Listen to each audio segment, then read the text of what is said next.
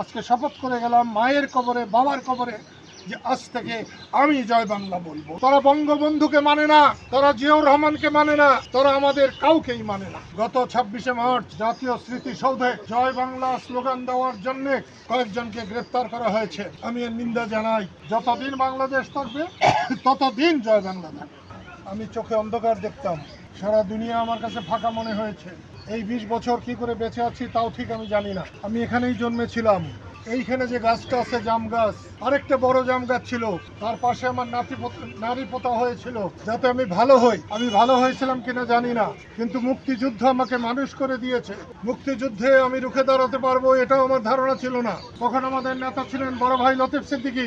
আমরা তার নেতৃত্বেই চলেছি। আল্লাহ আমাদেরকে জয় দিয়েছিলেন, বাংলাদেশ স্বাধীন হয়েছিল। আজকে এত দালান কোঠা, ঘর বাড়ি, রাস্তাঘাট, বাংলাদেশ স্বাধীন না হলে কিছুই হতো না। ঠিক, কিন্তু বড় দুর্ভাগ্যের বিষয়, আজ অনেকেই সেই স্বাধীনতাকে মনেই করতে চায় না। 5ই জানুয়ারি, 5ই আগস্ট হাসিনা সরকারের পতন হয়েছে। কেউ কেউ মনে করতে চায় যে এটা স্বাধীনতার পতন হয়েছে। না, কোনো মতেই না। স্বাধীনতা না থাকলে আজকে যে নেতারা একটা বিপ্লব ঘটিয়েছে, আমি তাদের বিপ্লবের জন্য তাদেরকে সাধুবাদ জানাই। এবং তারা যদি ঠিকভাবে চলতে পারতেন তাহলে বহু বছর তাদেরকে মানুষ স্মরণ রাখতো।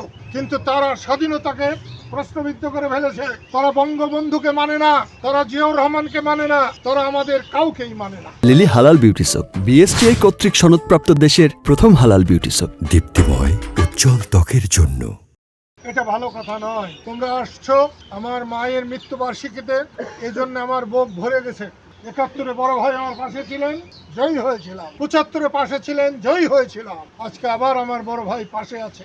দুনিয়ার অর্ধেক আমার বিরুদ্ধে চলে গেল, আমার কিছু হবে না। আমি সেই জন্য তোমাদের অনুরোধ করব, প্রতিহিংসার জন্য নয়, প্রতিশোধের জন্য নয়। আমি রাজনীতি করি মানুষের পাহারা দেওয়ার জন্য, দুঃখী মানুষের পাশে দাঁড়াবার জন্য। আজ থেকে আবার বলছি যে আমাদের সক্রিয় রাজনীতি করা দরকার।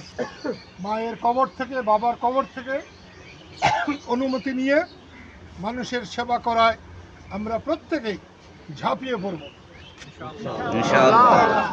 আমি রাজনীতির সময় রাজনীতি করি, ধর্মের সময় ধর্ম করি, নামাজের সময় আমি নামাজ পড়ি।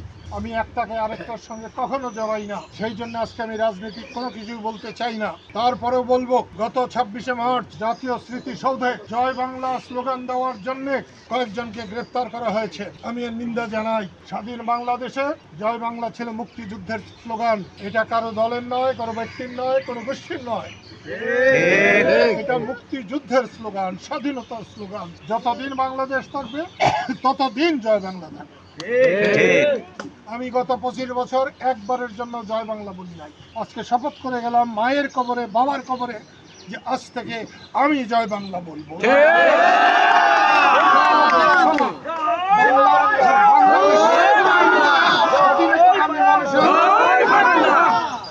স্বাধীনতাকামী মানুষের, বাংলাদেশের মানুষের হবে জয় বাংলা। আল্লাহ আমাদের সবাইকে তার পবিত্র আরশের ছায়াতলে রাখুন।